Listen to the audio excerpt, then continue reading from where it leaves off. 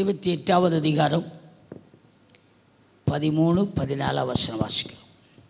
இன்று நான் உங்களுக்கு விதிக்கிற வார்த்தைகள் யாவையும் விட்டு விலகி வேறே தேவர்களை சேவிக்கும்படி நீ வலதுபுறம் இடதுபுறம் சாயாமல் இன்று நான் உனக்கு விதிக்கிற உன் தேவனாய கர்த்தரின் கட்டளைகளை கைக்கொள்ளவும் அவைகளின்படி நடக்கவும் அவைகளுக்கு செவி கொடுத்து வந்தால் கர்த்தர் உன்னை வாளாக்காமல் தலையாக்குவார், நீ கீழாகாமல் மேலாவாய்.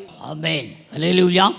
பூமியில் உள்ள சகல ஜாதிகளிலேயும் உன்னை மேன்மையாக வைப்பார் என்று பார்க்கிறோம். எத்தனை பேர் அப்படி இருக்க விரும்புகிறீங்க? நான் இந்த பூமியில் அல்லது எங்கள் தெருவில் எங்கள் ஊரில் நான் தான் நம்பர் 1 பேஷனாக இருக்கணும் அப்படி எத்தனை பேர் விரும்புகிறீங்க? இல்லை பாஸ்டர், எங்களுக்கு மூத்தவங்க இருக்காங்க, எங்கள் கூட பிறந்தவங்க பெரியவங்கெல்லாம் இருக்கிறாங்க, அவங்களெல்லாம் விட நான் பெரிய ஆளாக நினச்சக்கூடாது அப்படின்னு நீங்கள் நினச்சா நீங்கள் அப்படி தான். ஆனால் நீங்கள் எப்படி நினைக்கணும்? வேத வசனம்னு சொன்னால் இந்த 1ஆம் வசனத்தில் உன் தேவனாய் கர்த்தர் பூமியில் உள்ள சகல ஜாதிகளிலும் உன்னை மேன்மையாக வைப்பார். சகல ஜாதிகளிலும் சொன்னால் முதல்ல உங்கள் வீட்டில் உங்களை மேன்மையாக கர்த்தர் வைப்பார். அல்லேலூயா. அதுதானே பாசம் இல்லை. எங்கள் வீட்டில் எங்கள் வீட்டம்மா தான் மேன்மையாக இருக்கிறாங்க, என் பிள்ளைகள் தான் மேன்மையாக இருக்குது, இப்போது நாங்கள்லாம் செயலற்று போன ஆட்களாக இருக்கிறோம் அப்படிங்கிற மாதிரி நம்ம நினைக்கிறோம். இல்லை, கர்த்தருடைய வசனம் ஒரு நாள் என்ன செய்யாது, பொய் சொல்லாது. அல்லேலூயா. கர்த்தருடைய வார்த்தையே ஆமென்றும் ஆமென் என்று என்ன செய்யணும், விசுவாசிக்கணும். விசுவாசிப்பது மாத்திரமல்ல, ஒப்பு கொடுக்கணும். இதை கடந்த 3 வாரங்களாக நாம் தியானித்து வருகிற நல்ல அருமையான சத்தியங்களை நீங்கள் அபியாசப்படுத்துனீங்கன்னா நிச்சயமாக கர்த்தருடைய வார்த்தை அப்படியே ஆகும். அல்லேலூயா. பூமியில் உள்ள சகல ஜாதிகளிலும் உங்களை என்ன செய்வேன், மேன்மையாக வைப்பேன்னு சொல்றார். அடுத்த வார்த்தை 9:10 வாசித்தோம்.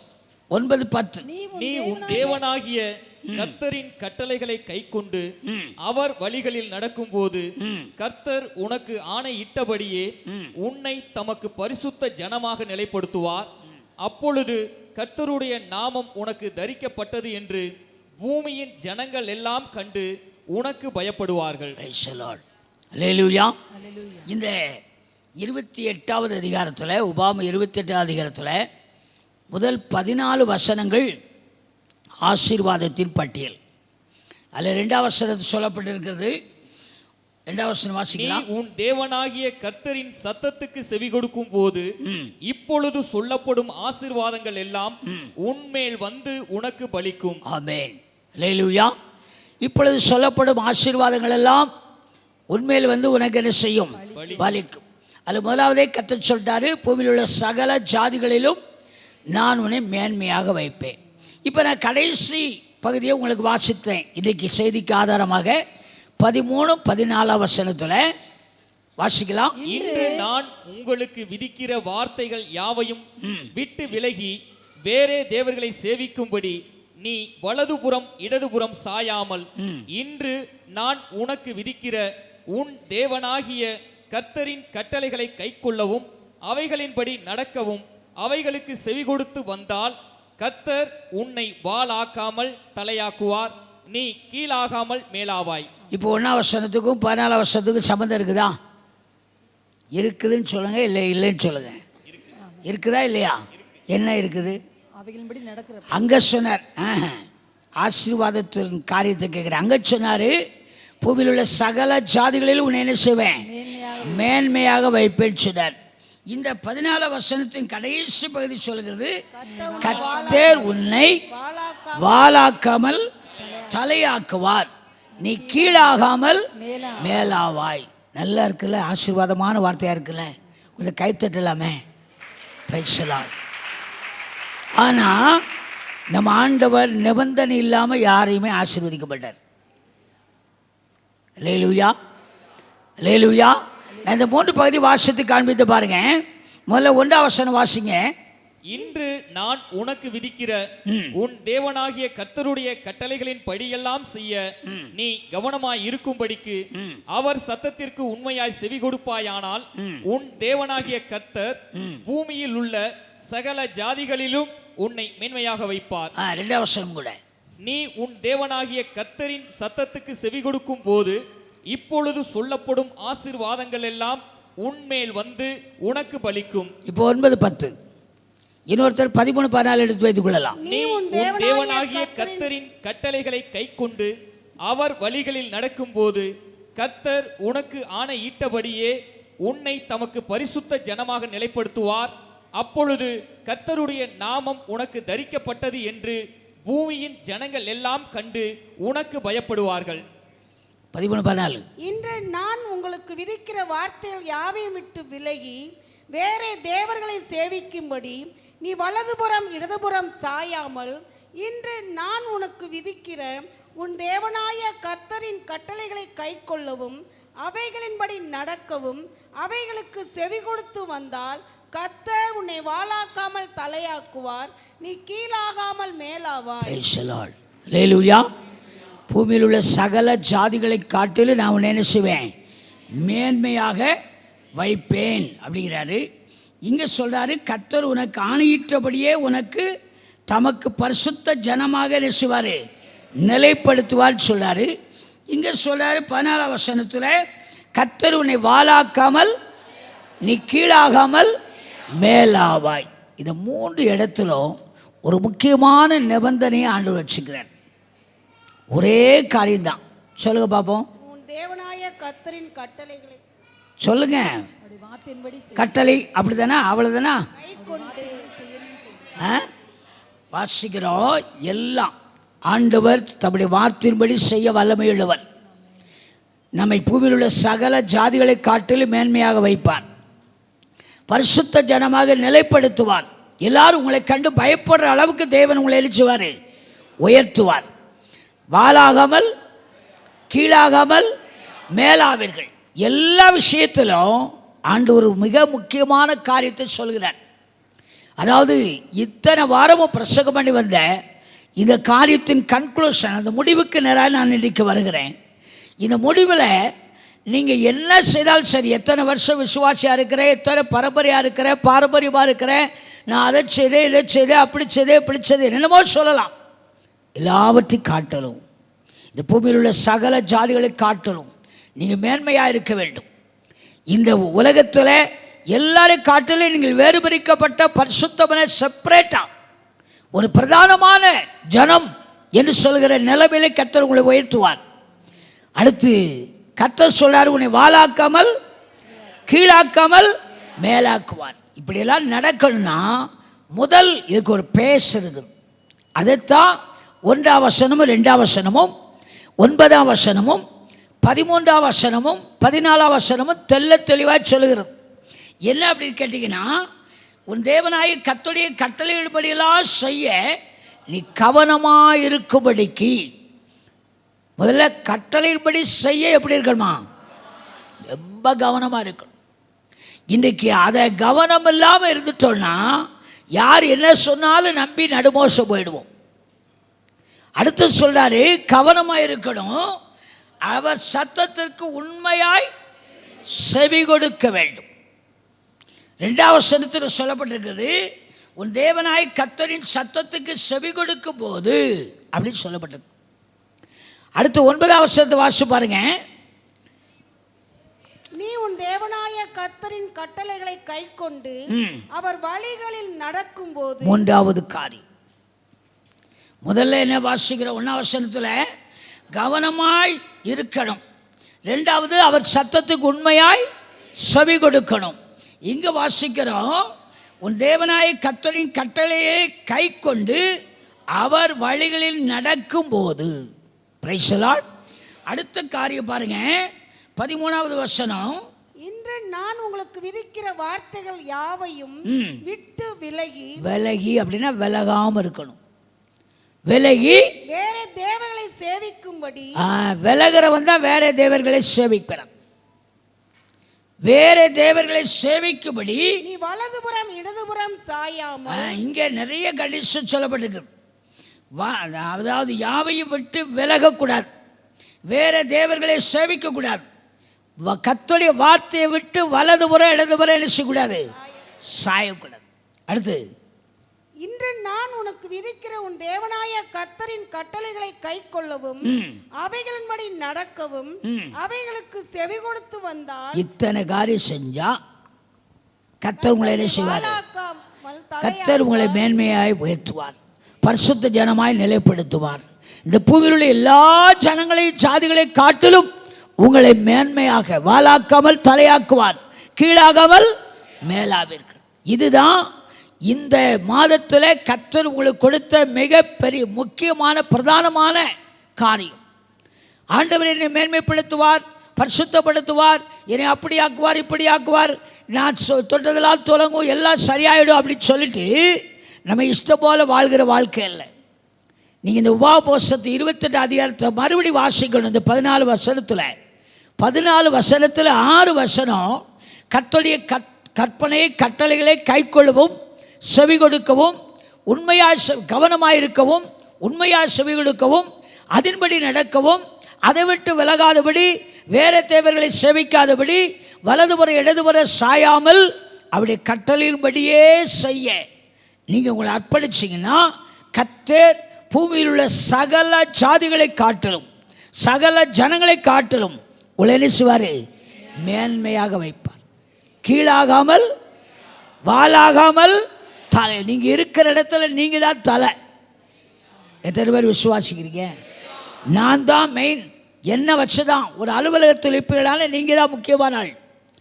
ஒரு பள்ளிக்கூடத்தில் வேலை பார்க்குறீங்கன்னா நீங்கள் தான். அதுபோல ஒரு ஃபேக்ட்ரியில் வேலை பார்க்குறீங்கன்னா நீங்கள். அப்படி கர்த்தர் உயர்த்துவார் உங்களை, அப்படி கர்த்தர் மேன்மைப்படுத்துவார். Price the Lord.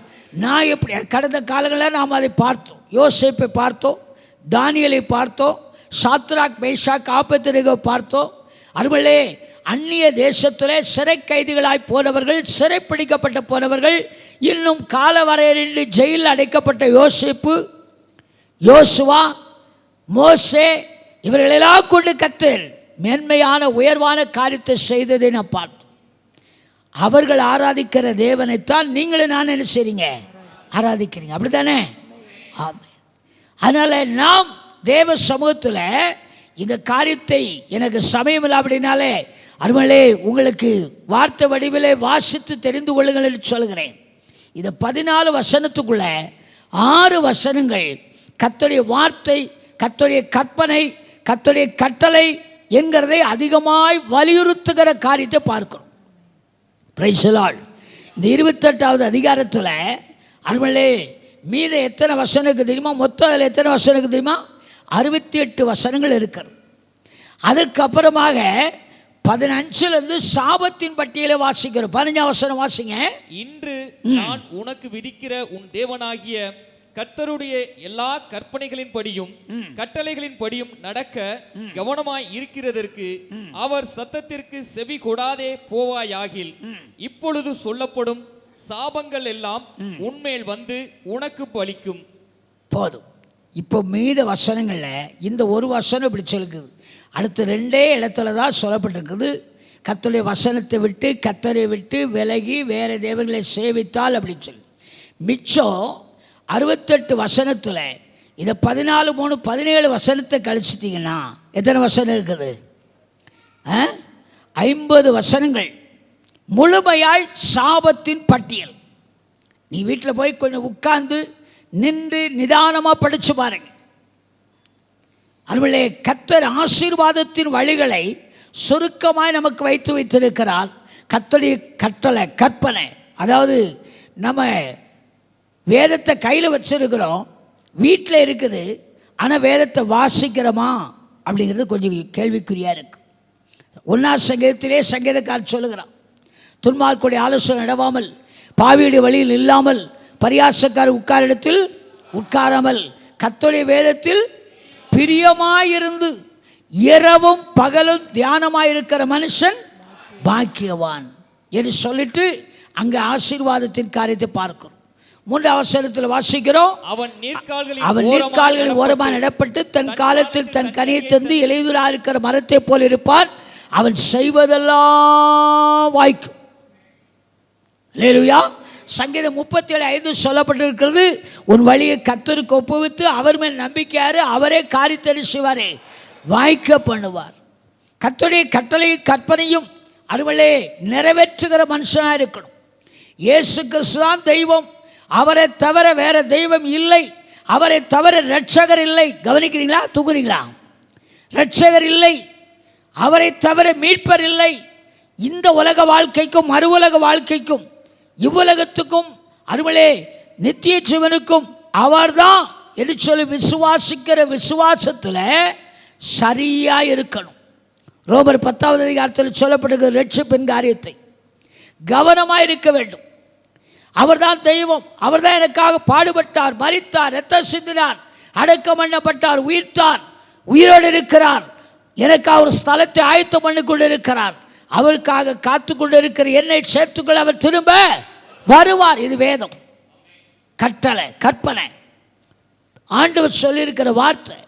இதை பரிபூரணமாய் நம்பி விசுவாசித்து அவருடைய வார்த்தைக்கும் அவருடைய கற்பனைக்கும் கட்டளைக்கும் உண்மையாய் செவி கொடுத்து உண்மையாய் ஒப்பு கொடுத்து அதன்படி செய்ய நாம் கவனமாக இருக்கணும்.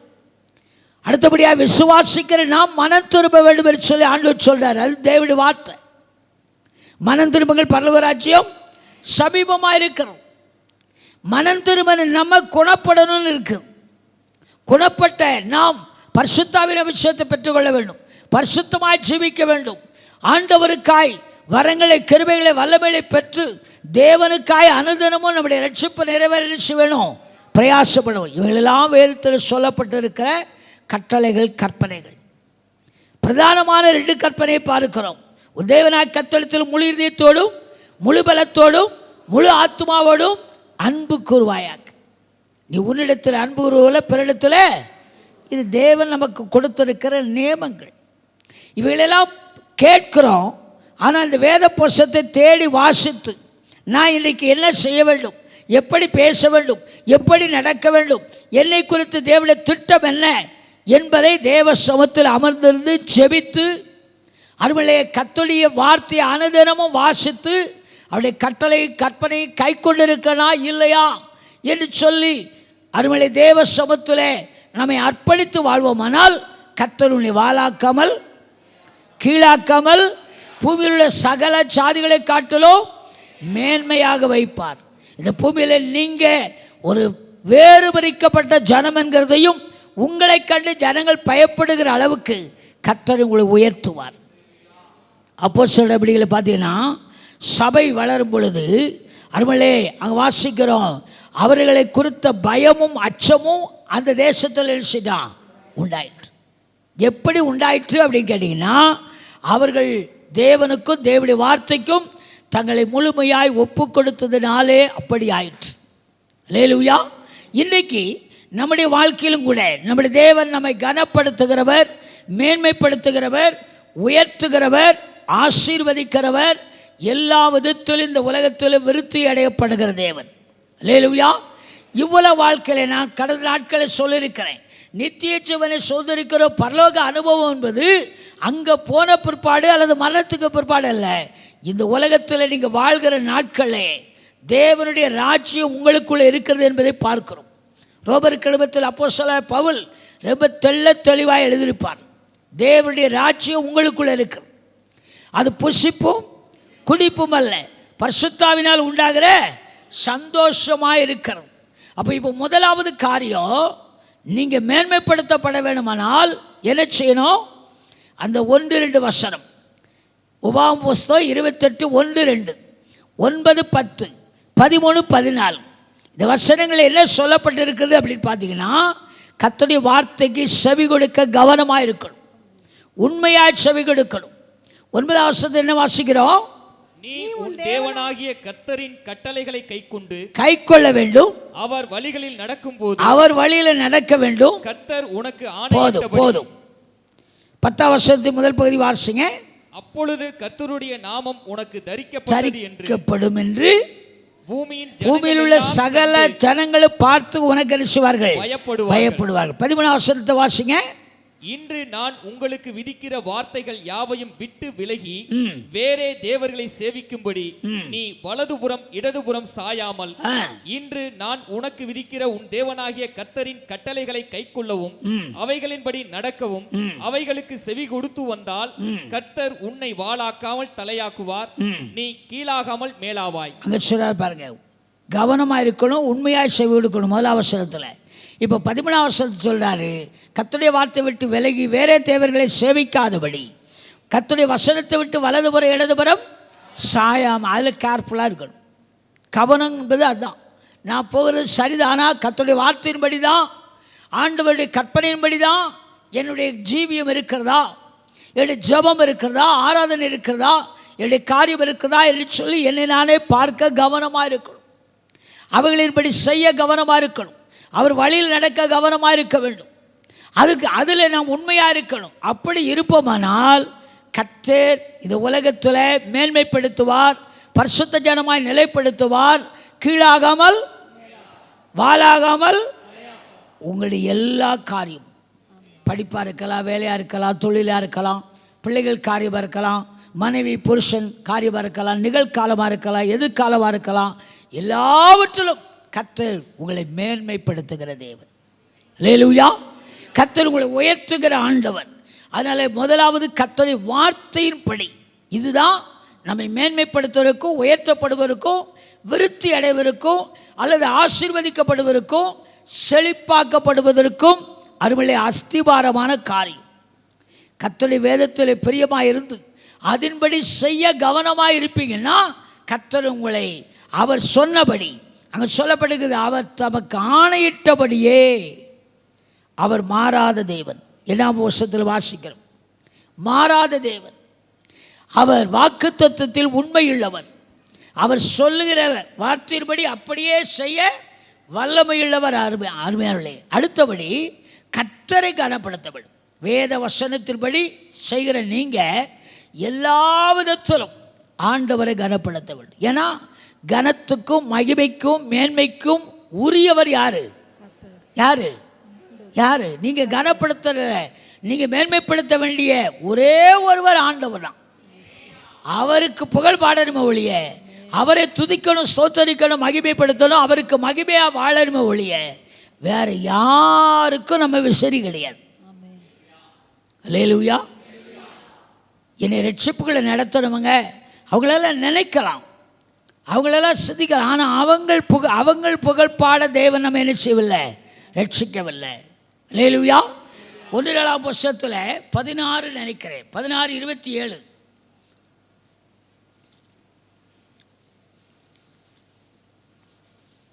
ஒன்று நாளாகவும் 16:27 வாசிங்க. ம் ம் ம் ம் ம் ம் ம் பிரைசலாட். வேத வசனத்தை குறிக்கிறவர்கள், குறிப்பெடுக்கிறவர்கள் உண்டானால் 25ஆம் வசனம் முதல் அருமையிலே 35ஆம் வசனம் வரைக்கும் எழுதி கொள்ளலாம். அதில் 25ஆம் வசனம் மட்டும் வாசிங்க. கர்த்தர் பெரியவரும் மிகவும் துதிக்கப்படத்தக்கவருமாய் இருக்கிறார். எல்லா தேவர்களிலும் பயப்படத்தக்கவர் அவரே. சகல ஜனங்களுடைய தேவர்களும் விக்கிரகங்கள் தானே. கர்த்தரோ வானங்களை உண்டாக்கினவர். மகிமையும் கனமும் அவர் சமூகத்தில் இருக்கிறது. வல்லமையும் மகிழ்ச்சியும் அவர் ஸ்தலத்தில் இருக்கிறது. போதும். Price the Lord. தொடர்ந்து வாசித்துக் கொள்ளுங்க. இதே காரியத்தை அப்படியே சங்கீதக்காரர் பாட்டாக பாடியிருப்பார். 96ஆம் சங்கீதத்தில் 96ஆம் சங்கீதம் முழுமையும் இந்த 4ஆம் வருஷத்தில் இங்கே எழுதப்பட்டிருக்கிற அதே காரியத்தை அவர் எழுதியிருப்பார். அது 96 6ஆம் வசனம் மட்டும் வாசிங்க. மகிமையும் கனமும் அவர் சமூகத்தில் இருக்கிறது. வல்லமையும் மகத்துவமும் அவர் பரிசுத்த ஸ்தலத்தில் உள்ளது. போதும். அங்கே வாசிக்கிறோம். மகிமையும் கனமும் அவர் சமூகத்தில் இருக்கிறது. அவர் சமூகத்தில் இருக்கிறது. வல்லமையும் மகத்துவமும் அவர் பரிசுத்த ஸ்தலத்தில் உள்ளது. ஆமென். 2 நாளாகமம் 1ஆவது அதிகாரத்தில் 2 நாளாகமம் 1ஆவது அதிகாரம் 11 12 வாசிக்கலாம். கொஞ்சம் சீக்கிரம் உதவி செய்யுங்க. அப்பொழுது தேவன் சாலமோனை நோக்கி, இந்த விருப்பம் உன் இருதயத்தில் இருந்தபடியாலும் வாசிங்க. நீ ஐஸ்வர்யத்தையும் சம்பத்தையும் கனத்தையும் உன் பயங்கரின் பிராணனையும் நீடித்த ஆயுசையும் கேளாமல் நான் உன்னை அரசால பண்ணின என் ஜனத்தின் நியாயம் விசாரிக்கத்தக்க ஞானத்தையும் விவேகத்தையும் நீ கேட்டபடியினாலும் ஞானமும் விவேகமும் தந்திருக்கிறதும் அல்லாமல் உனக்கு முன் இருந்த ராஜாக்களுக்கு ஆகிலும் உனக்கு பின் இருக்கும் ராஜாக்களுக்கு ஆகிலும் இல்லாத ஐஸ்வர்யத்தையும் சம்பத்தையும் கனத்தையும் உனக்கு தருவேன் என்றார். ஆமென். அல்லேலூயா. பரிணாசத்தை பார்க்கிறோம். தேவன் சாலமோனை நோக்கி, இந்த விருப்பம் உன் இருதயத்தில் இருந்தபடியாலும் நீ ஐஸ்வர்யத்தையும் சம்பத்தையும் கனத்தையும் உன் பகைஞரின் பிராணனையும் நீடித்த ஆயுசையும் கேளாமல் நான் உன்னை அரசாள பண்ணின என் ஜனத்தை நியாய விசாரிக்கத்தக்க ஞானத்தையும் விவேகத்தையும் நீ கேட்டபடினால உனக்கு எல்லாவற்றையும் கொடுத்தேன். அதோடு கூட என்ன கொடுத்துருக்கிறேன்?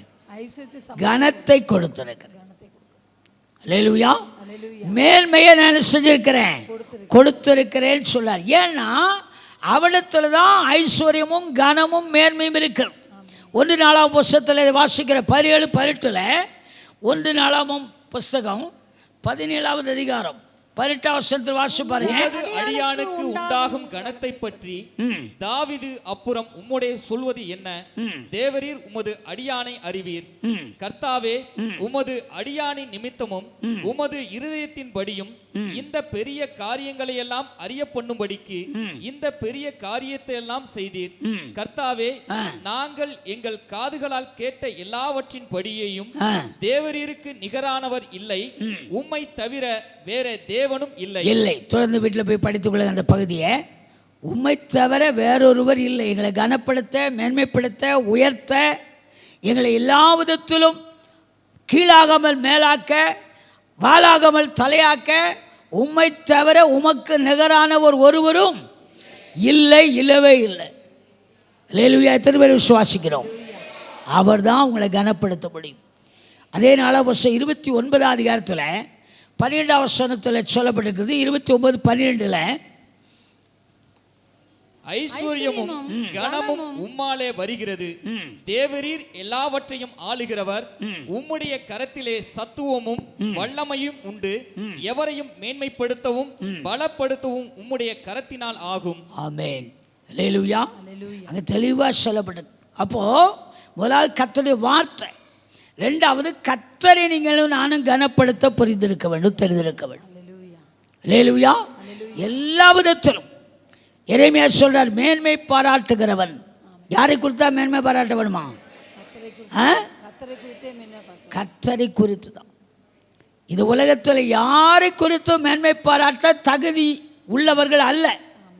ஆனால் மேன்மை பாராட்டவும் உயர்த்தவும் தகுதியுள்ள ஒரே ஒருவர் உண்டானால் நம்முடைய ஆண்டவராகிய இயேசு கிறிஸ்து ஒருவர் தான். ஏற்கனவே சொல்லிக்கிற எபிரேயர்கள் நிருபத்தில் அருமலே 2வது அதிகாரத்தில் 7, 8, 9 வசனத்தை வாசி பார்த்தீங்கன்னா அங்கே ஒரு காரியத்தை பார்க்கிறோம். Price the Lord. எபிரேயர் 2வது அதிகாரம். அவனை தேவதூதரிலும் சற்று சிறியவன் ஆக்கினேன். 9வது வசனம் மட்டும் வாசிங்க. 7 முதல் 9 வரைக்கும். தேவனுடைய கிருபையினால் ஒவ்வொருவருக்காகவும் மரணத்தை ருசி பார்க்கும்படி தேவ தூதரிலும் சற்று சிறியவராக்கப்பட்டிருந்த இயேசு மரணத்தை உத்தரித்தது நிமித்தம் மகிமையினாலும் கனத்தினாலும் முடிசூட்டப்பட்டதை காண்கிறோம். Praise the lord. அல்லேலூயா. ஏற்கனவே பிலிப்பியர் நிருபத்தை குறித்து கடந்த 2 வாரத்துக்கு முன்பதாக உங்களுக்கு பிரசங்கித்து இருக்கிறேன். அவர் தேவனுக்கு சமமாய் இருப்பதை கொள்ளையாடின பொருளாக எண்ணாமல் தம்மைத்தாமே தாழ்த்தி வெறுமையாக்கி அடிமையின் உருவமெடுத்து மனித சாயலாகி உங்களுக்காக எனக்காக மரணத்தை ருசி பார்த்தார். அது வாசிக்கிற, அதாவது சிலுவை பரியந்தம், சிலுவையின் மரண பரியந்தம் தம்மைத்தாமே என்ன செய்தார்? தாழ்த்தினார். தாழ்த்தினபடினாலே பிதாவாகிய தேவன் எல்லா நாமத்துக்கும் மேலான நாமத்தை அவருக்கு என்ன செய்தார்? தந்தார். வானோர் பூதலத்தோர் யாவருடைய முழங்கால்களும் அவருக்கு முன்பதாக முடங்குபடி செய்தார். அதுக்கு ஒரே ஒரு காரணம், அவர் பிதாவின் சித்தத்தை செய்தது மாத்திரமல்ல, பிதாவாகிய தேவனை கனப்படுத்த தன்னை ஒப்பு கொடுத்தார். நமக்கு ஒரு நல்ல மாதிரி நம்முடைய ஆண்டவராகிய இயேசு கிறிஸ்து. அது அதே எபிரேயர் நிருபம் 3வது அதிகாரத்தில் வாசிக்கிறோம். அருளே மூன்றாம் வசனம் முதல்ல வாசிக்கலாம். குறிக்கிறவர்கள் 3 முதல் 6 வரைக்கும் குறித்து கொள்ளுங்க. 3ஆம் வசனம். வீட்டை உண்டு பண்ணினவன் வீட்டை பார்க்கிலும் அதிக கனத்திற்குரியவனாய் இருக்கிறான். அதுபோல மோசேயை பார்க்கிலும் இவர் அதிக மகிமைக்கு பாத்திரராய் இருக்கிறார். ஏனெனில் எந்த வீடும் ஒருவனால் உண்டாக்கப்படும், எல்லாவற்றையும் உண்டு பண்ணினவர் தேவன். சொல்லப்பட போகிற காரியங்களுக்கு சாட்சியாக மோசே பணிவிடைக்காரனாய் அவருடைய வீட்டில் எங்கும் உண்மையுள்ளவனாய் இருந்தான். கிறிஸ்துவோ அவருடைய வீட்டிற்கு மேற்பட்டவரான குமாரனாக உண்மையுள்ளவராய் இருக்கிறார். நம்பிக்கையினாலே உண்டாகும் தைரியத்தையும் மேன்மை பாராட்டலையும் முடிவு பரியந்தம் உறுதியாய் பற்றி கொண்டிருப்போம் ஆகில் நாமே அவருடைய வீடாய் இருப்போம். அங்க பார்க்கிறோம், அவர் மோசே காட்டிலும் அருளே வீட்டை உண்டு பண்ணினவர். அவர்தான் சர்வத்தையும் உண்டாக்குறவர், சகலத்தையும் படைத்தவர். அதான் பிலிப்பியர் எழுத்தில் வாசிக்கிற தேவனுக்கு சமமாய் இருப்பதை கொள்ளையாடின தேவனாய் இருப்பதை நான் அதை அப்படித்தான் பிரசங்கிக்கிறேன். அவர்தான் தெய்வம். அந்த தெய்வமாய் இருக்கிறத பிடிவாதமாய் அதுதான் அப்படின்னு சொல்லி எண்ணாமல் தன்னைத்தானே தாழ்த்தி வெறுமையாக்கி அடிமையின் உருவம் எடுத்து மனுஷ சாயலாக உங்களை என்னையும் மேன்மைப்படுத்தும்படி, உங்களை என்னையும் உயர்த்தும்படி கர்த்தர் என்ன செய்தாராம்? அருளே, அதாவது சிலுவையின் மரண பரியந்தம் என்கிற இடத்துல மரணத்தை ருசி பார்த்தார். அதைத்தான் எபிரேயர் 2:9 சொல்லுகிறது. எபிரேயர் 2:9 இப்ப திரும்ப வாசிங்க. என்றாலும் தேவனுடைய கிருபையினால் ஒவ்வொருவருக்காகவும் அந்த இடத்துல யார் இருக்கா? நான் இருக்கிறேன். எனக்காகவும் மரணத்தை ருசி பார்க்கும்படிக்கு. அப்ப எனக்காக யாரு? பாவமில்லாத அவர் என் மீது அன்பு கொண்டு என் மீது இறக்க வைத்து இன்னைக்கு ஒருவேளை ஏங்கிக் கொண்டிருக்கலாம். என்னை யாரு நேசிப்பார் இல்லை, என்னை யாரு விசாரிப்பார் இல்லை, என்னை யாரு கேட்பார் இல்லை, எனக்கு யாரும் உதவி செய்வார் இல்லை, என் காரியமாய் யாரும் பேச ஆள் கிடையாது அப்படின்னு நினைக்கிறோம். இங்கே பார்க்கிறோம், ஒவ்வொருவருக்காகங்கிற இடத்துல நீங்கள் இருக்கிறீங்க. உங்களுக்காக உங்களை ஆசீர்வதிக்க, உயர்த்த, மேன்மைப்படுத்த, விடுதலையாக்க, ஆசீர்வதிக்க, அருளே செழிப்பாக்க, உங்களுடைய எல்லா சூழலிலிருந்து உங்களை விடுவிக்க அவர் மரணத்தை செய்தார்.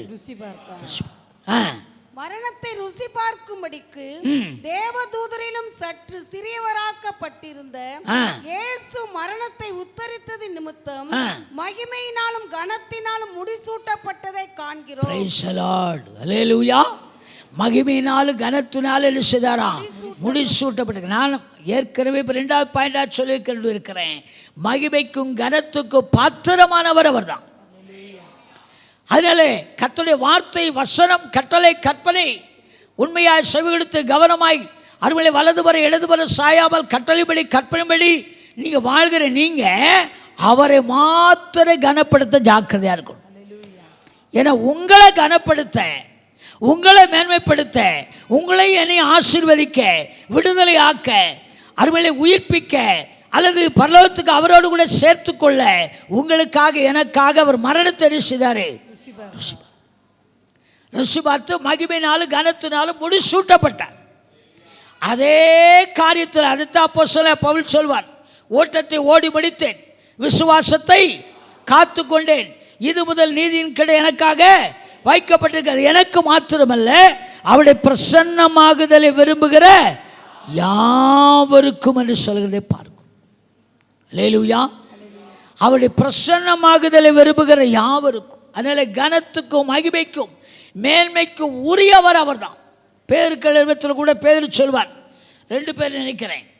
2 பேதுரு 1:17 வாசி பாருங்க. இவர் என்னுடைய நேசகுமாரன், இவரிடத்தில் பிரியமாயிருக்கிறேன் என்று சொல்லுகிற சத்தம் உன்னதமான மகிமையிலிருந்து அவருக்கு உண்டாகி பிதாவாகிய தேவனால் அவர் கனத்தையும் மகிமையையும் பெற்ற போது அவரோடு கூட நாங்கள் பரிசுத்த பர்வதத்தில் இருக்கையில் வானத்திலிருந்து பிறந்த அந்த சத்தத்தை கேட்டோம். ஆமென். இது நம்ம மத்திய 3 அருளே 5 முதல் 17 வரைக்கும் வாசித்து தெரிந்து கொள்ளலாம். அவர் ஞானஸ்நானம் பெற்று கரையேறின உடனே இந்த காரியம் நடந்துச்சு. அப்போ அங்கே நீங்கள் 15ஆம் வசனத்தை வாசினா மத்திய 3:15 யோவான் ஸ்நானம் தடை பண்ணுவான். அப்போ தடை பண்ணும்பொழுது சொல்வார், இதை தடை பண்ணாப்பா, இப்படி எல்லா நீதியும் நிறைவேற்றுவது நமக்கு ஏற்றதாக இருக்கு. அப்போ அங்கே நமக்குன்னு சொல்லி நம்மில் ஒருவராய் மாறிட்டார். எதற்கு? உங்களை என்னையும் கனப்படுத்த, உங்களை என்னையும் மேன்மைப்படுத்த, உங்களை என்னையும் அவரோடு கூட வலது பார்சத்தில் உட்கார வைக்க. அல்லேலூயா. இந்த தெய்வத்தை போல ஒரு அன்புள்ளவரை நீங்கள் உலகத்தில் யாரை பார்க்க முடியும்? இவரை போல தாழ்மையின் ரூபமாய் அருமலே தன்னைத்தானே தியாக பலியாக, ஜீவ பலியாக, பான பலியாக வார்ப்பிக்கப்பட்ட ஒருவரை நீங்க பார்க்க முடியாது. எதற்கு? உங்களை என்னை மேன்மைப்படுத்த, கனப்படுத்த, உயர்த்த, செழிப்பாக்க, ஆசீர்வதிக்க, சரீர பிரகாரமோ ஆவிக்குரிய பிரகாரமோ எல்லா ஆசீர்வாதங்களிலும் நிறைந்த ஐஸ்வர்யவான்களாக நீங்கள் நான் மாற்றப்படுவதற்காக அவர் மரணத்தை ருசி பார்த்தார். ருசி பார்த்து நம்மில் ஒருவராக உயர்த்தப்பட்டார் அல்லது கனப்படுத்தப்பட்டார். அதைத்தான் பேதுரு சொல்லுவார். அதைத்தான் மத்திய சுவிசேஷத்தில் மத்திய எழுதியிருக்கிற காரியத்தை பார்க்கிறோம். அதனால் நீங்களும் நானும் கனப்படுத்தப்படும்படி, நீங்களும் நானும் மேன்மைப்படுத்தப்படும்படி இயேசுவானவர் மரணத்தை செய்திருக்கிறார், ருசி பார்த்தார். யோவான் சுவிசேஷத்தில் 8வது அதிகாரத்தில் அதுபோல 49ஆம் வசனம் நினைக்கிறேன். யோவான் 8:49 வாசிக்கலாம். அதற்கு இயேசு, நான் பிசாசு பிடித்தவன் அல்ல, நான் என் பிதாவை கனம் பண்ணுகிறேன், நீங்கள் என்னை கனவீனம் பண்ணுகிறீர்கள். போதும். அவர் அங்கு சொல்லப்படுகிறார், நான் பிதாவை என்ன செய்கிறேன்? கனம் பண்ணுகிறேன். அவர் பிதாவாகிய தேவனை கனப்படுத்தினபடினாலே தேவன், பிதாவாகிய தேவன் குமாரனாக மனுஷனாய் வந்த இயேசுவை அவர் கனப்படுத்தி உயர்த்தினார்.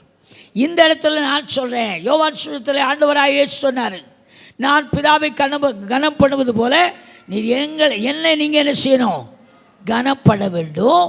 நீங்களும் ஒருவர் என்ன செய்ய வேண்டும்? கனமாய், கனத்துக்கு ஏதுவானவர்களாய் நடந்து கொள்ள வேண்டும் அப்படின்னு சொன்னார். அப்போது இந்த காரியத்தை நம்ம பார்க்கும் பொழுது நம்மை கனப்படுத்தும்படியாக அவர் இந்த உலகத்திலே சுதந்திரித்த காரியத்தை நான் பார்த்துருக்கிறோம். அதே யோவான் சுவிசேஷத்தில் 5வது அதிகாரம் 22, 23 வாசி பாருங்க. அன்றியும் பிதாவை கனம் பண்ணுகிறது போல எல்லாரும் குமாரனையும் கனம் பண்ணும்படிக்கு பிதாவானவர் தாமே ஒருவருக்கும் நியாய தீர்ப்பு செய்யாமல் நியாய தீர்ப்பு செய்யும் அதிகாரம் முழுவதையும் குமாரனுக்கு ஒப்பு கொடுத்திருக்கிறார். குமாரனை கனம் பண்ணாதவன் அவரை அனுப்பின பிதாவையும் கனம் பண்ணாதவனாய் இருக்கிறான். அப்போ இப்போ நான் என்ன சொல்ல வரேன்? இரண்டாவது, நாம் அடுத்து கனப்படுத்த வேண்டிய, உயர்த்தி காண்பிக்க வேண்டிய ஒரே ஒருவர் யார் தான்? நம்முடைய ஆண்டவராகிய இயேசு கிறிஸ்து மாத்திரம். அல்லேலூயா. அதனால அவர் பிதாவை கனம் பண்ணது போல, 22வது வசனத்தில் வாசிங்க. அன்றியும் பிதாவை கனம் பண்ணுகிறது போல எல்லாரும் குமாரனையும் கனம் பண்ணும்படிக்கு பிதாவானவர் தாமே ஒருவருக்கும் நியாய தீர்ப்பு செய்யாமல் நியாய தீர்ப்பு செய்யும் அதிகாரம் முழுவதையும் குமாரனுக்கு ஒப்பு கொடுத்திருக்கிறார். அப்போ அவர் பிதாவை கனம் பண்ணது போல நாமும் அவரை என்ன செய்ய வேண்டும்? கனம் பண்ண வேண்டும். இந்த 22, 23 வசனங்களில் நாம் வாசிக்கிறோம். இன்றைக்கு உங்களுடைய கனம் எப்படி இருக்கு? நீங்கள் யாரை கனப்படுத்துறீங்க? எப்படி கனப்படுத்துறீங்க? மல்கியா தீர்க்கதரிசி புத்தகத்தில் வரும் பொழுது மல்கியா 1வது அதிகாரம் 6ஆம் வசனம் வாசித்து பார்க்கலாம். மல்கியா 1:6. குமாரன் தன் பிதாவையும் ஊழியக்காரன் தன் எஜமானியும் கனம் பண்ணுகிறார்களே, நான் பிதாவானால் என் கனம் எங்கே? நான் எஜமானனானால் எனக்கு பயப்படும் பயம் எங்கே என்று சேனைகளின் கர்த்தர் தமது நாமத்தை அசட்டை பண்ணுகிற ஆசாரியர்களாகிய உங்களை கேட்கிறார். அதற்கு நீங்கள் உமது நாமத்தை எதினாலே அசட்டை பண்ணினோம் என்கிறீர்கள். இங்கு வாசிக்கிறோம், நான் பிதாவானால் என் கனம் எங்கே? இப்போ இந்த மல்கியா தீர்க்கதரிசி புத்தகத்தில் அருமலே 4 அதிகாரங்கள் இருக்குது. நீங்கள் 4 அதிகாரத்தையும் தயவாக நீ வீட்டில் போய் படித்து பார்க்கும். 4 அதிகாரத்தையும் வாசிங்கன்னா இந்த கனவீன பண்ணுகிற காரியத்தை பார்க்க முடியும். 2 சாமுவேல் 2:30 மட்டும் வாசிடுங்க. 2 சாமுவேல் 2வது அதிகாரம் 30ஆம் வசனம்.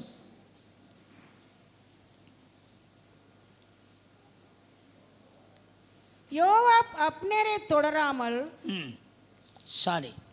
1 Samuel 2:30.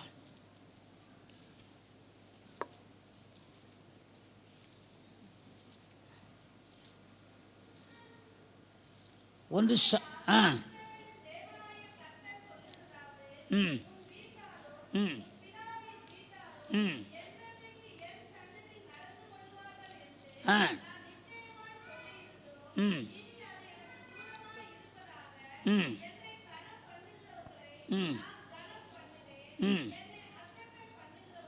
Ah price the Lord. அந்த வசனத்தை திரும்ப வாசிங்க. ஆகையால் இஸ்ரவேலின் தேவனாகிய கர்த்தர் சொல்லுகிறதாவது, உன் வீட்டாரும் உன் பிதாவின் வீட்டாரும் என்றைக்கும் என் சந்நிதியில் நடந்து கொள்வார்கள் என்று நான் நிச்சயமாய் சொல்லியிருந்தும் இனி அது எனக்கு தூரமாய் இருப்பதாக. என்னை கனம் பண்ணுகிறவர்களை நான் கனம் பண்ணுவேன், என்னை அசட்டை பண்ணுகிறவர்கள் கனஈனப்படுவார்கள் என்று கர்த்தர் சொல்லுகிறார். ஆமென். அப்போ கனம் பண்ணுகிறவளை கர்த்தர் என்ன செய்தாராம்? கனம் பண்றார். கனவீனம் பண்ணுகிறவளே கர்த்தர் என்ன செய்கிறாரு? கனவீனப்படுகிறார். கனவீனம் பண்ணுறதுல ஒரு வேர்டு அங்கே சொல்லப்பட்டிருக்கு. என்ன கனவீனம் பண்ணுறது? எதான்? அசட்டை. அப்போது நம்ம அந்த அசட்டைங்கிறோம்ல, அதுதான் தேவனை கனவீனம் பண்ணுகிற காரியம். இது மாறி மாறி சொல்கிறீங்க பாஸ்டர் அப்படின்னு சொல்லாலும் சொல்லாமல் இருக்க முடியாது. ஆராதனைக்கு 9:30 மணிக்கு வரணும். நம்ம எத்தனை மணிக்கு வர்றோம்? எத்தனை மணிக்கு வர்றோம்? பேசவே மாட்டோம். ஆனாலும் இப்போ லேட்டாக வர்றதுடைய காரியம் என்ன அப்படின்னு கேட்டிங்கன்னா, அது என்னது? அசட்டை. ஒரு ஊழியம், ஒரு அலுவலகம், ஒரு காரியத்தில் லேட்டாக வர, ஒரு திருமண வீட்டுக்கு போகும்போது பாருங்களேன், தாமதமாக சில போகிறாங்கன்னா அந்த வீட்டை குறித்த நேச பாசம் ஒரு சரியான இது இல்லாதனால தான் அவங்க அசால்ட்டாக, ஆமாம் அவங்க பத்திரிக்கை கொடுத்துட்டாங்க, எப்படியாவது போகணும், மொய் எழுதணும், சாப்பிடணும், அதனால் அந்த டைமுக்கு நம்ம போக வேண்டிய அவசியம் இல்லை. இஷ்டப்பட்ட நேரம் என்ன செய்யலாம்? போகலாம். 3 மணி வரைக்கும் இருப்பாங்கங்க. 2 மணிக்கு கூட போவோமே, 1 மணிக்கு கூட போவோமே. அது என்னது? அசட்டை.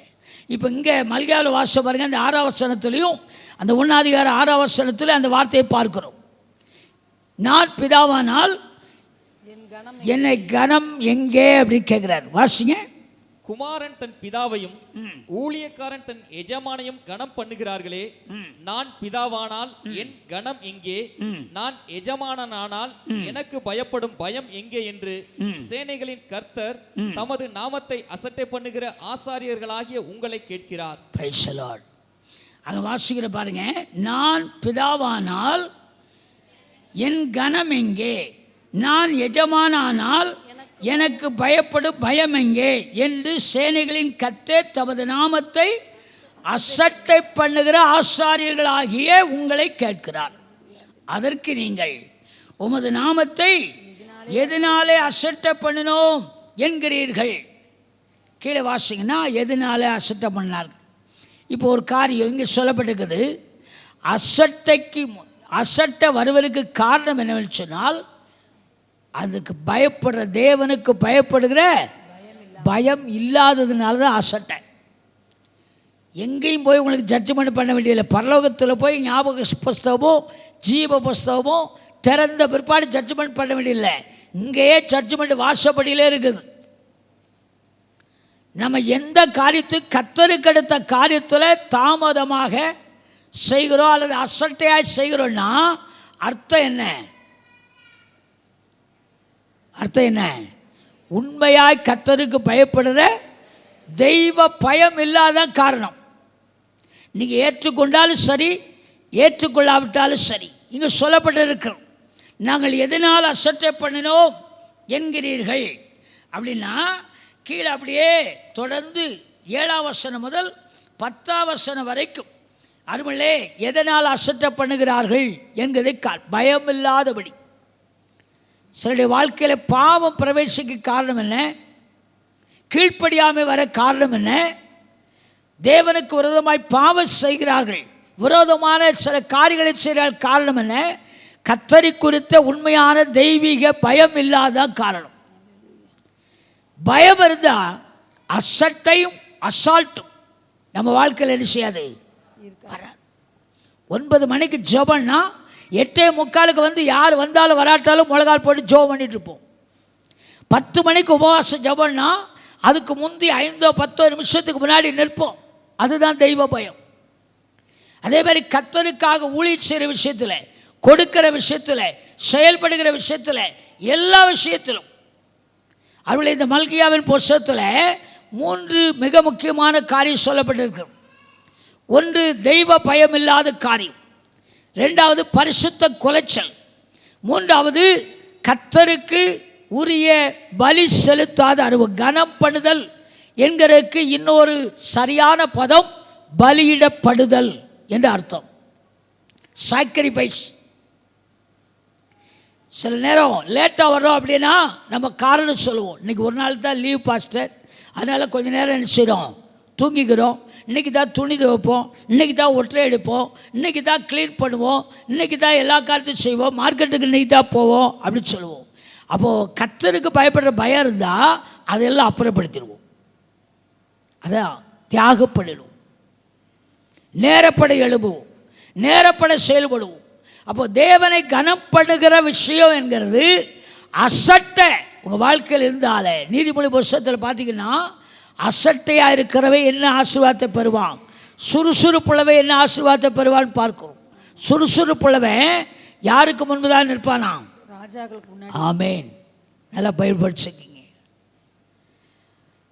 அசட்டையாக இருக்கிறவை யாருக்கு முன்பு தான் இருப்பான், படிக்கல பாஸ்டர், நீசருக்கு முன்னாடி. Very good. அல்லேலூயா. நீசருக்கு முன்பதாக நிற்பான். இன்னைக்கு உங்களுடைய வாழ்க்கையில் நான் முன்னேறலை, ஆசீர்வதிக்கப்படலை, விருத்தி அடையலை, என் காரியம் சரியாக இல்லை அப்படின்னா காரணம் உண்மையாக கர்த்தருக்கு பயப்படுற பயம் உங்கள் வாழ்க்கையில் என் வாழ்க்கையில் இல்லாத காலம். அதனால தான் அசால்ட்டா நம்ம இஷ்டத்துக்கு போவோம். நம்ம பாஸ் தானே, நம்ம ஆலயம் தானே, நம்ம தானே. உட்கார்ந்துக்கும் பொழுது கூட ஒரு அசட்டு தான், பயபக்தியோடு இருக்கிறது கிடையாது. வீட்டில் சோபாவில் படுத்து தூங்கின மாதிரி அப்படி ஆளும் உட்கார்ந்துருக்கு. எப்படி கர்த்தர் நம்மை கனப்படுத்தி மேன்மைப்படுத்தி கீழாக்காமல் மேலாக்க வாளாக்காமல் தலையாக்க முடியும்? ஒரு நாள் முடியாது. நீ தயவு செய்து மல்கியார் புஸ்தகத்தில் நீ வீட்டில் போய் படித்து பாருங்கள். ஒவ்வொரு காரியத்திலும் அந்த காரியத்தை பார்க்க முடியும். நீங்கள் 12ஆம் வசனம் வாசிக்கலாம்.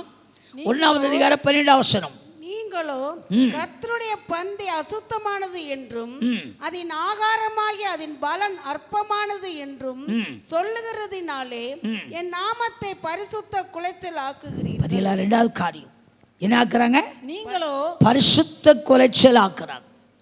அது அடுத்த வசனம் வாசிங்க. இதோ இது எவ்வளவு வருத்தம் என்று சொல்லி அதை ஒரு திறனமாய் பேசி பீர் உண்டதையும் கால் ஊனமானதையும் நசல் கொண்டதையும் கொண்டு வந்து காணிக்கையாக செலுத்துகிறீர்கள் என்று சேனையில் கர்த்தர் சொல்லுகிறார். அதை உங்கள் கைகளில் அங்கீகரித்துக் கொள்வேனோ என்று கர்த்தர் கேட்கிறார். தன் மந்தையில் கடா இருக்கையில் கெட்டு போனதை ஆண்டவருக்கு நேர்ந்து கொண்டு பலியிடுகிற கபடஸ்தன் சபிக்கப்பட்டவன். என் நாமம் ஜாதிகளுக்குள்ளே பயங்கரமாய் இருக்கும், நான் மகத்துவமான ராஜா என்று சேனையில் கர்த்தர் சொல்லுகிறார். 2வது காரியம் பரிசுத்த குலைச்சலாக்கு. 3வது காரியம் பலியிடப்படுதல், பலி செலுத்துதல், காணிக்கை செலுத்துதல். நம்ம காணிக்கப்பட்டியில் பல தடவை சொல்லணும்னு நினைப்போம், மறந்துட மாட்டேன். இன்னும் டப்பால நீங்கள் ஆஃபீஸில் டப்பாவை திறந்து பார்ப்பீங்கன்னா நிறைய கிழிஞ்ச நோட்டு வச்சுருப்போம், நிறைய செல்லாத நோட்டு வச்சுருப்போம், துருப்பிடிச்ச காசு வச்சுருப்போம். எங்கேருந்து வந்துச்சு நம்ம காணிக்கப்பட்டியில் தான் வந்துச்சு. அல்லேலூயா. அப்போது ஆகாது போகாது முடியாது கூடாது எங்கேயுமே செலுத்த முடியாதெல்லாம் கொண்டாந்து எங்கே செலுத்திடுவோம். நான் ஊழியத்துக்கு வர்ற காரியத்தை சொல்லுவேன். ஒன்றுமே படிப்பில் முன்னேறலை, ஒன்றுமே இல்லை, அவனை வச்சு பராமரிக்கவே முடியாத கடைசி கட்டமாக எங்கே கொண்டாந்து விட்டுருவாங்க, ஊழியத்துக்கு. அதுபோலே முதலாவது அசட்டை, பயம் இல்லாதபடினால் அசட்டை. 2வது பரிசுத்த குலைச்சல். 3வது பலியிடுகிறதுல முதல் தரமானதையும் முதலானதையும் கர்த்தருக்கு செய்ய வேண்டும், செலுத்த வேண்டும். இன்னும் மல்கியாவில் தொடர்ந்து நீங்கள் படிச்சுட்டே போனீங்கன்னா நிறைய காரியம் பார்க்க. 2வது அதிகாரம் 5ஆம் வசனம் வாசி பாருங்க. அவளோட பண்ணின என் உடன்படிக்கை ஜீவனும் சமாதானமாக இருந்தது. அவன் எனக்கு பயப்படும் பயத்தோடு இருக்க வேண்டும் என்று இவைகளை அவனுக்கு கட்டளையிட்டேன். அப்படியே அவன் என் நாமத்துக்கு பயந்தும் இருந்தான். சத்தியவேதம் அவன் வாயில் இருந்தது. அவனுடைய உதடுகளில் அநியாயம் காணப்படவில்லை. அவன் என்னோட சமாதானமும் யதார்த்தமாய் சஞ்சரித்து அநேகரை அக்கிரமத்தினின்று திருப்பினான். வாசிங்க. ஆசாரியனுடைய உதடுகள் அறிவை காக்க வேண்டும். வேதத்தை அவன் வாயில் தேடுவார்களே, அவன் சேனைகளுடைய கர்த்தரின் தூதன். போதும். அருமையிலே, கர்த்தருக்கு பயப்படுற பயம் நமக்குள்ள வருமானால் அருமையிலே தேவனுக்காக கிரியை செய்கிற ஒரு அனுபவம் இருக்கும். வேத வசனத்தை இருதயத்திலே எழுதி கொள்ள வேண்டும் என்று சொல்லி வேதம் சொல்லுகிறோம். கர்த்தருடைய வசனத்தின்படி நடக்கிற காரியம். அடுத்தபடி அருமையிலே அதே 3ஆம் அதிகாரத்தில் சொல்வார், அதாவது மனுஷன் தேவனை வஞ்சிக்கலாமா? எதனால வஞ்சிக்கிறோம் அப்படின்னு சொன்னால், தசம பாகத்தினாலும் காணிக்கையினாலும் வஞ்சிக்கிறோம் அப்படின்னு சொல்லப்படும். தசம பாகமும் காணிக்கையும் கர்த்தருக்குரியது. அதை பலி செலுத்துகிறதுல அருமையிலே முதல் தரமானவைகளையும் பிரதானமானவைகளையும் கர்த்தருக்கு என்ன செய்ய வேண்டும்? செலுத்த வேண்டும். நீதிமொழி புத்தகத்தில் சாலமன் ஞானி கூட சொல்வார். 3ஆம் அதிகாரம் 9ஆம் வசனம் வாசித்து பாருங்களேன். 3:9. உன் பொருளாலும் உன் எல்லா விளைவின் முதற் பலனாலும் கர்த்தரை கனம் பண்ணு. உன் பொருளாலும் உன் எல்லா விளைவின் முதற் பலனாலும் கர்த்தரை கனம் பண்ணு. யாத்திராப 23:19. இன்னொருத்தர் எண்ணாம 28:26. யாத்திராப 23:19.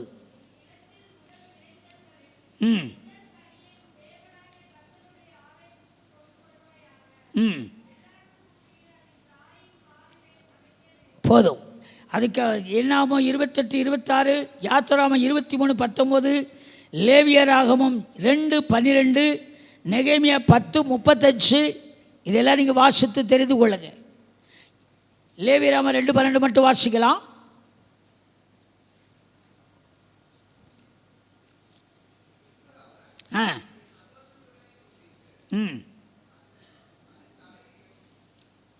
வாசிங்க.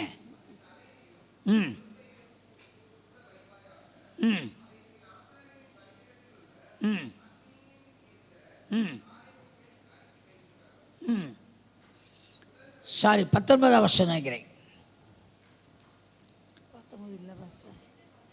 2:12 தான். மறுபடியும் வாசி.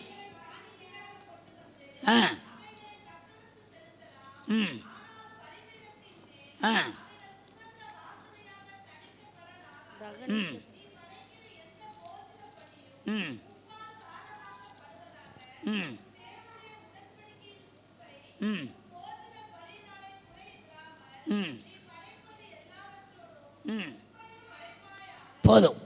நீ தொடர்ந்து, எனக்கு சமயம் இல்லாதபடினாலே இதோடு கூட நிறுத்த ஆசைப்படுகிறேன். அதாவது என்ன பார்க்கிறோம், மல்கியாவின் புத்தகத்தில் நீங்கள் 1ஆவது அதிகாரம் முதல் 4ஆவது அதிகாரம் வரைக்கும் படிச்சிங்கன்னா ஒவ்வொரு காரியமாக தீர்க்கதரிசி மூலமாக சொல்லப்படுகிற காரியத்தை பார்க்க முடியும். அப்படி சொல்லும் பொழுது நாங்கள் எதனால் இதை செய்தோம் எதனால் அப்படிங்கிற வார்த்தையை பின்னாடி கேட்கும் பொழுது அவர்கள் திரும்ப எதனால, பயம் இல்லை, ஏன் அப்படின்னா அசட்டை, அதுபோல் பரிசுத்த குலைச்சலாக்கிறது, அதுபோல் கர்த்தருக்காய் செலுத்த வேண்டிய காரியத்தில் அசட்டையாக இருக்கிறது. இவைகளை பார்க்கும் பொழுது தேவன் கனம் பண்ண வேண்டும் அல்லது உயர்த்த வேண்டும், மேன்மைப்படுத்த வேண்டும், ஆசீர்வதிக்க வேண்டும் என்று சொல்லி அவர் வைத்திருக்கிற நிபந்தனையை விட்டுட்டு நம்ம ஒரு சில சூழ்நிலையில் நாமே தீர்மானம் எடுக்கிறோம். ஆண்டவர் திட்டம் வச்சுக்கிறார். கர்த்தருக்குன்னு நீ இப்படித்தான் வாழணும், இப்படித்தான் செய்யணும், இதைத்தான் படைக்கணும், இப்படித்தான் கனம் பண்ணணும் அப்படிங்கிற பட்டியலை வச்சிருக்கிறார். அதை நம்ம விட்டுட்டு நம்ம இஷ்டத்துக்கு செய்வோம். இப்போ ஒரு வீட்டில் 4 பேர் சம்பாதிக்கிறாங்கன்னு வைங்க, 4 பேர் கவர்மெண்ட் ஸ்டாஃபாக நல்ல சம்பளம் வாங்குறாங்க. அப்போ நம்மளே வேதத்தில் வாசிக்கிறோம், தசம பாகம் என்பது யாருக்குரியது? கர்த்தருக்குரியது. அதை நம்ம எழுத்து செலவழித்தாலே நம்ம திருடுகிறோம், கொள்ளையடிக்கிறோம்னு சொல்கிறோம். அப்போ நம்முடைய முதற் பலனை கர்த்தருக்குரியதே கர்த்தருக்கு செலுத்தாமல் நம்மளே ஒரு கணக்கு போடுறது. 4 பேரும் மொத்தமாக ஒரே சபைக்கு ஒரே போதருக்கு கொடுக்கணுமா? தேவையில்லை. இதை கொஞ்சம் டிவைட் பண்ணி என்ன செய்வோம், பல்வேறு விதமான ஊழியத்துக்கு என்ன செய்வோம், அங்கங்கே அனுப்புவோன்னு சொல்லி. நீங்கள் பல்வேறு விதமான இடத்துக்கு கொடுக்கறது உங்களுடைய தனிப்பட்ட சம்பாத்தியத்திலிருந்து செய்யலாம். தசமபாகம் என்பது, முதற்பலன் என்பது கர்த்தருக்குரியது. கர்த்தருடைய நாமத்துக்கு மகிமையாக கர்த்தருக்கென்று அதை என்ன செய்யணும்? செலுத்த வேண்டும். அப்படி செலுத்தினா அதன் மூலமாய் கனப்படுத்துறீங்க. அதே மல்கியாவின் புஸ்தகத்தில் வாசிக்கிறோம். அதனால என்ன செய்யுங்க? சோதித்து பாருங்கள், நான் ஆசீர்வதிப்பேனோ மாட்டேனோ என்று சொல்லி என்னை சோதித்து பாருங்கள் சொல்றார். இன்னைக்கு நம்ம அப்படியெல்லாம் செய்யாம நம்ம இஷ்டத்துக்கு நம்ம விருப்பத்துக்கு, இப்போ எப்படி ஆராதனைக்கு இஷ்டம் போல வர்றோமோ அதே போல் ஒவ்வொரு காரியத்திலும் ஊழியமானாலும் சரி நம்ம இஷ்டத்துக்கு இல்லை, தேவனுடைய திட்டத்தை அறிந்து அவருக்கென்று முக்கியத்துவமும் முதலிடமும் முதற்பலனுமாய் நிற்க வேண்டும். அப்படி செஞ்சீங்கன்னா கர்த்தர் உங்களை ஆசீர்வதிப்பது உண்மை, உங்களை மேன்மைப்படுத்துவது உண்மை. யோவான் சுவிசேஷத்தில் இயேசுவான சொன்னார், ஒருவன் எனக்கு ஊழியம் செய்தால் பிதாவானவர் அவன் என்ன செய்வாராம்? ஆமாம், யோவான் 12:26 வாசிக்கிறோம். ஒருவன் கர்த்தருக்கு ஊழியம் செய்தால் பிதாவானவர் அவனை கனப்படுகிறார். நீங்கள் உங்கள் வாழ்க்கை அதையும் கூட அசட்டையாய் நிர்வசாரமாய் செய்தோமானால் சபிக்கப்பட்டிருப்போம் என்று வேதம் சொல்லுகிறது. அல்லேலூயா. இப்போ நீங்கள் மல்கியாவின் புஸ்தகத்தில் வாசித்து பார்க்கலாம். உபாம புஸ்தகத்தில் அந்த 15ஆம் வசனத்துக்கு 28ல் 15க்கு பிற்பாடு நீங்கள் வாசித்து பார்த்தீங்கன்னா சாபத்தின் பட்டியலை பார்க்க முடியும். வேறு எங்கேனாலும் நீங்கள் பயமில்லாமல் வாழ்ந்துடலாம். நான் உண்மையாக சொல்கிறேன், தேவனுக்கு முன்பதாக ஒரு பயமில்லாத ஒரு வாழ்க்கை இருக்குமானால் ஆசீர்வதிக்கப்படுவதற்கு பதிலாக என்னதான் கிடைக்கும்? சபிக்கப்பட்டிருப்போம். என்ன பாஸ்டர் சாபத்தை சொல்கிறீங்களேன்னா, அதுமலை வேதத்தில் வாசிக்கிறோம், அறியாதவர்களுக்கு சில அடிகளாம், அறிந்தவர்களுக்கு அநேக அடிகள். அதே மாதிரி அநியாயம் செய்கிறவன் அநியாயம் செய்யட்டும், பரிசுத்தமுள்ளவன் நீதி செய்கிறவன் நீதி செய்யட்டும். நம்ம ஜீவனுள்ள தெய்வத்தை அறிந்திருக்கிறோம், அவருக்கு முன்பதாக பயத்தோடு நடுக்கத்தோடு நிச்சயம் நம்மை அர்ப்பணிக்கணும். அவரை கனப்படுகிறது என்பது முதலாவது நம்மை பலியிடப்பட அல்லது தியாக பலியாக அர்ப்பணிப்பது தான் அவரை கனப்படுத்துவது. அல்லேலூயா. நான் கடைசியாக அதை சொல்ல நினைத்தேன். பலியிடப்படுதல் எப்படி சொல்லி கர்த்தர் அனுமதிக்கிற காலங்களை பார்க்கலாம். நீங்கள் ஆண்டவரை கனப்படுத்துறீங்கன்னு சொன்னால் உங்களுடைய ஆவி ஆத்துமா சரீரத்தை சர்வாங்க தகன பலியாக, ஜீவ பலியாக, குற்ற நிவாரண பலியாக, பாவ பலியாக உங்களுக்காக எனக்காக அர்ப்பணித்த அவரிடத்தில் முற்றுமுடிய உங்களை பலியிடப்பட அர்ப்பணிக்க வேண்டும். அப்போதான் சங்கீதத்தில் வாசிக்கிறோம், பலியினால் என்னோட உடன்படிக்கை பண்ணினுடைய பரிசுத்தவான்களிடத்திலே கூட்டுங்கள் என்பார். நம்ம கிறிஸ்தவ வாழ்க்கைன்னு சொன்னால் நம்ம எதையுமே அர்ப்பணிக்க மாட்டோம், ஒப்பு கொடுக்க மாட்டோம், சாக்ரிஃபைஸ் பண்ண மாட்டோம்.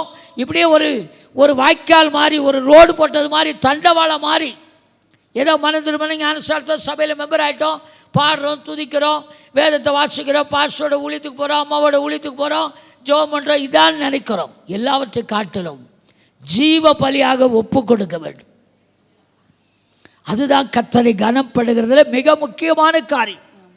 ரோமர் 12 வாசிக்கிறமே, அருமையிலே நம்முடைய சரீரங்களை தேவனுக்கு பிரியமான ஜீவ பலியாக செய்யணும், ஒப்பு கொடுக்க வேண்டும். அதுதான் உண்மையாய் கர்த்தரை கனப்படுகிற காரியம். நீ அப்படி கர்த்தருக்கென்று ஒப்பு கொடுத்து அர்ப்பணிப்பீங்கன்னா நமக்கென்று நாம் வாழாம தேவனுக்கென்று வாழ நம்மை அர்ப்பணிப்போம். அப்போ தேவன் உங்களை உயர்த்துவார், மேன்மைப்படுத்துவார், கனப்படுத்துவார், பரிசுத்த ஜனமாய் நிலைப்படுத்துவார், வாளாக்காமல் தலையாக்குவார், கீழாக்காமல் மேலாக்குவார். நம்ம சின்ன சின்ன காரியத்தை கூட வெறுக்கிறதில்ல, ஒப்பு கொடுக்கறதில்ல, அர்ப்பணிக்கிறதில்ல. அது இப்போ உள்ள கிறிஸ்தவ சபைகள்லாம் எப்படி இருந்தாலும் பரவாயில்ல, கூட்டம் வந்தால் போதும், ஹாய் அல்லேலூயா துதி பைகம்னு ஆராய்ச்சிட்டு போனால் போதும்.